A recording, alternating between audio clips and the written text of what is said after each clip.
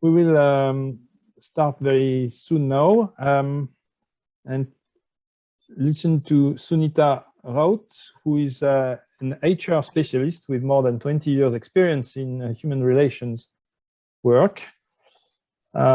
She's also a coach, and she has worked in various parts of the world. That includes India and Southeast Asia, but she's now in Sweden, where she works as a coach, among other things. And she's also working, as you just mentioned earlier, that she works also with initiatives of change. She's always been working on different humanitarian projects because it's her vision that being an HR manager, you're someone who cares about people. And therefore, a commitment in humanitarian field is coherent with that, let's say. And so there is now a project of water conservation in Kenya that is undertaken by Initiatives of Change Sweden jointly with local people in Kenya. And Sunita works on that project, if I understood well. So Sunita, I will give you the word now.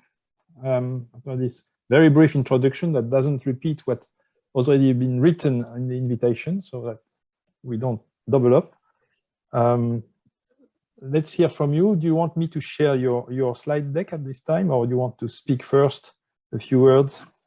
Yeah, maybe I can just speak a few words, and then and then we can do that. And just to inform you, since you've given me co-host rights, sometimes when I see somebody, I'm also admitting them to sharing your load. Very good. All right. Yeah. Welcome, everybody. I'm very happy to have all of you here and look forward to the dialogue that we are going to have today. Antoine has introduced me very well, but as anybody of you know, 20, 25 years of experience is very difficult to capture for anybody, all of you and also for me. But human resources for me is really, it is about humans and being there for them. And that is what that's how I try to live. That is what I try to bring. I just happen to have education in human resources field, so I've chosen to work with human resources, but at the bottom is really my concern for human beings. And I think that is what I'm also going to focus on today. What interested me most, of course, being a part of IOFC and working for a project in Kenya, I am now connected with many of you and participate in different meetings. And that's how Antoine and I met some time back, and then he invited me. And when he spoke about, a dialogue on the meaning of sustainability, it immediately, made me very alert, because sustainability is something which I feel each and every one of us must think of in everything that we do. Sustainability is not only environment, because usually people think sustainability and they think this must be about, carbon dioxide emissions, etc. Sustainability is also about, how much energy do I have? Am I spending more energy than I am actually gaining? Am I going to collapse? Sustainability is also about, not falling,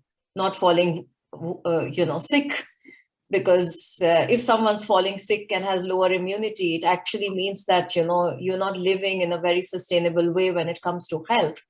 So sustainability has a much larger meaning. And, when we talk about sustainability of business, I started thinking, and, how does then sustainability is defined? I gave you a few examples, and then you think about how do we make businesses sustainable?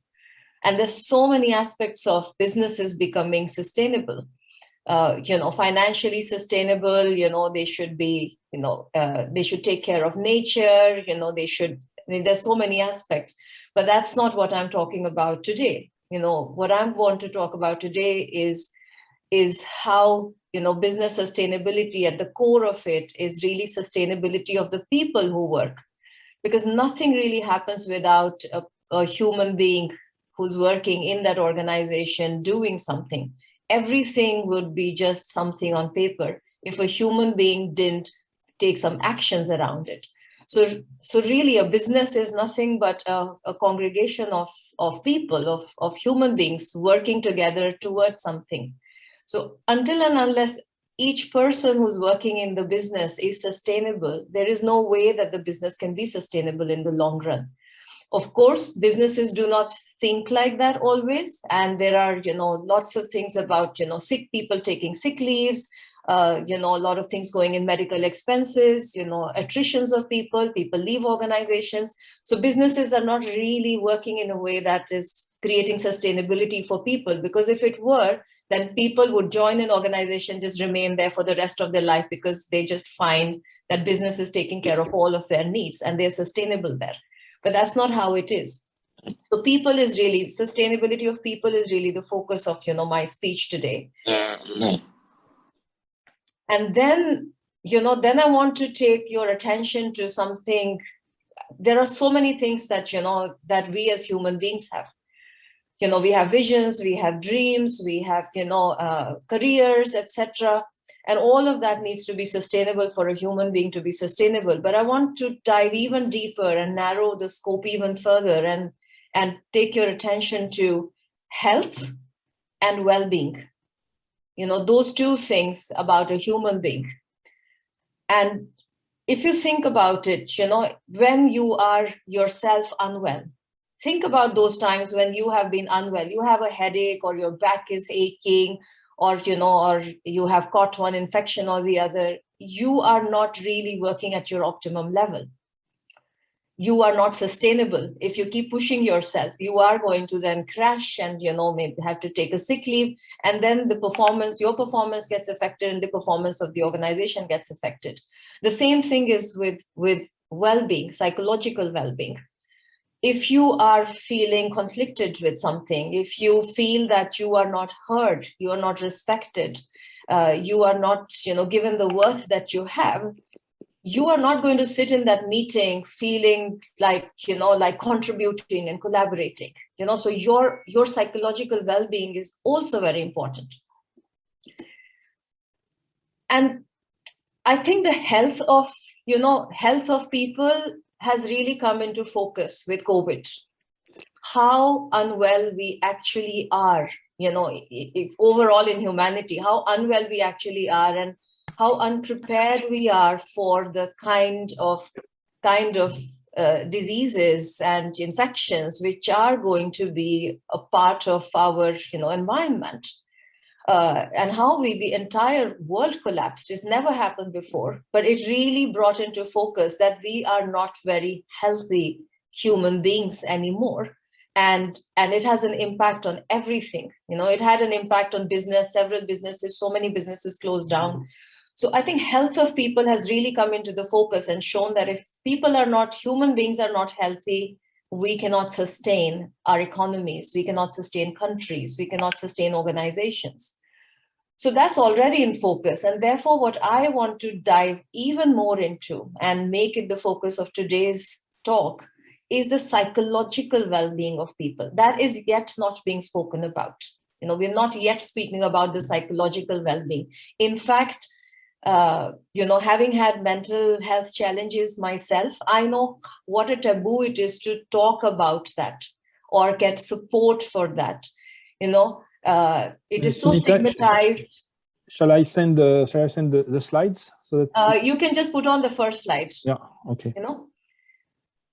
So I think that is really the psychological well-being, which is not at all being spoken about. It's brushed under the carpet. In fact, if someone talks about psychological well-being, they are considered to be, somebody who should be kept at an arm's length and, hopefully just, chucked out of the organization, as if all of us at all times are supposed to be, extremely happy and I think that is one of the things that we now need to look at if we don't want to end up into a next pandemic, which could be a pandemic of mental health issues.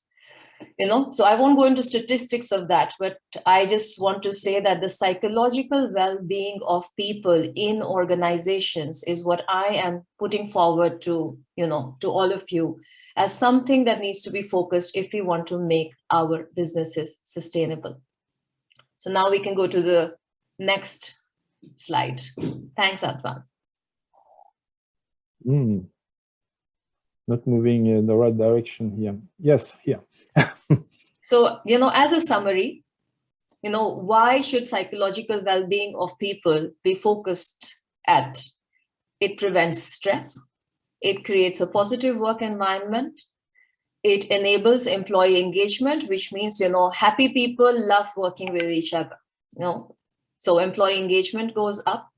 When happy people work together and they're excited about what they're doing, they perform. They perform individually, they perform together as a team. So organizational performance goes up. Sick leaves go down, absenteeism, goes away. And I don't know how many of you are aware with the word presenteeism. Presenteeism is a word used for I'm physically present, but mentally absent from the workplace. So presenteeism goes down, absenteeism, sick leaves goes down. It promotes retention, which is one of a core human resource challenge, because every time an employee goes away, they take away huge investments with them, organizational investments. And of course, when you see people, if you think about, the kind of employer branding pictures, it's always a bunch of people laughing and, and giving each other high five. So that is the picture which is presented. The reality is farther away from truth, but it also increases the effectiveness in the job market when it's actually a lot of, psychologically healthy human beings at work, working together, performing. We can go to the next one.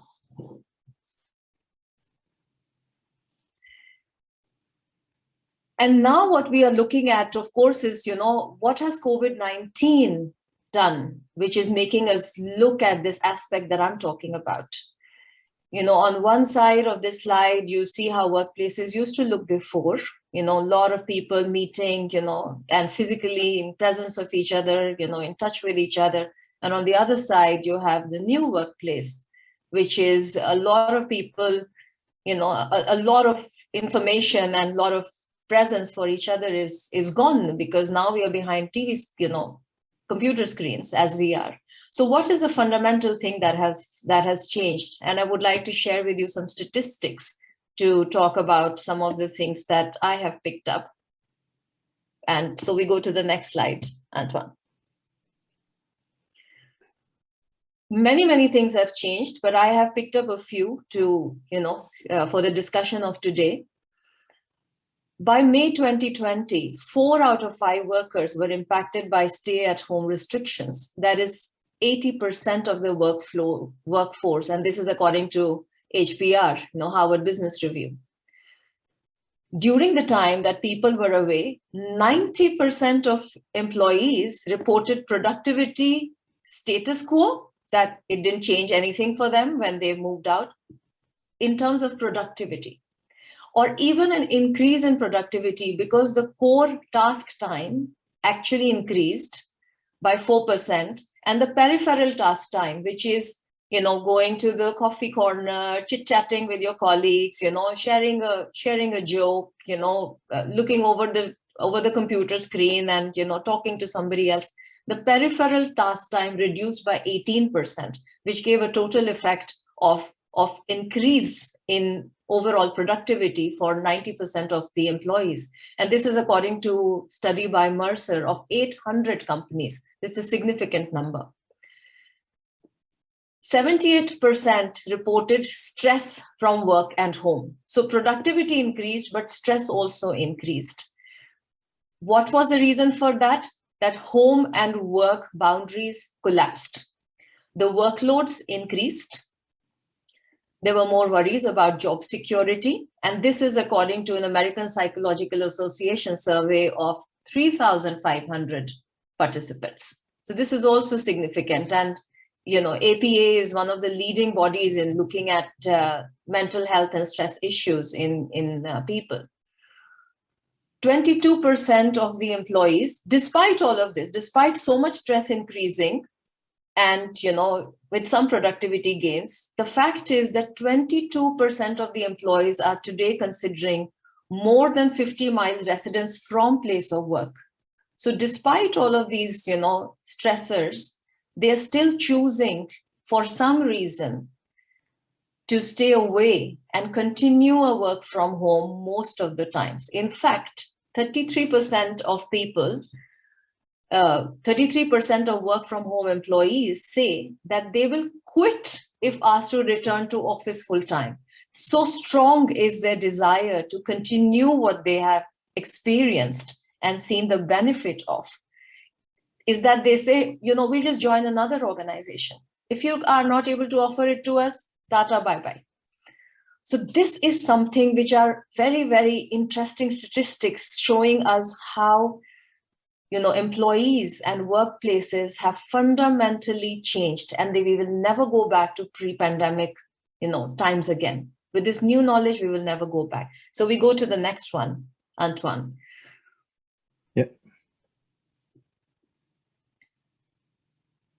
This time I lost my because control. now I would so just reflect on this while Antoine is changing it, because now what we go to are the two questions that we are leaving with you. Soon Antoine is going to break you up into groups, and you will discuss amongst yourself. We will have these discussion questions also written in the chat box, so you can go back, don't have to remember these questions. But the fundamental questions that all of us need to ask, if we need to look at the human side of businesses and the psychological well-being of people, that I would like you to focus on for this discussion, is why is it that employees are demanding a different workplace routine? Their stress has gone up, they are finding it difficult to manage the boundaries between work and home. They are facing job insecurity, and yet they are demanding a different workplace routine and work style, even after the COVID restrictions are lifted. So it is no longer that they are afraid of death or getting COVID. People are vaccinated, and yet they are saying, I want to continue with this. So what is it that they gained in psychological well-being is what I would like you to think about. And focus on psychological well-being when you're answering these questions, because it will be easy to think about all kinds of things. COVID-19 and its impact is much bigger than where we are focusing. So we focus on psychological well-being of people for the discussion of today. And then when you have answered this question, the next question is, when the demands of the human beings working in businesses changes because they see something which is beneficial for them, what is the kind of leadership that must emerge to work with the new expectations, needs, and demands of the employees? What is it that needs to fundamentally change? What is the new framework that needs to be there? How do leaders produce the same results, produce followership, produce trust for them, produce trust for their vision? What is it that leaders need to do fundamentally differently because of these, changes that have happened in the workforce? So these are the two questions. As I said, the questions, we are just going to write these questions. Antoine is going to help in doing that in the chat box. And amongst the people, you just discuss these, your own experiences, share your own experiences when you do this, because that's the most valuable. Try to go into your own experience of things rather than what you've read, because what's most valuable is your own experience.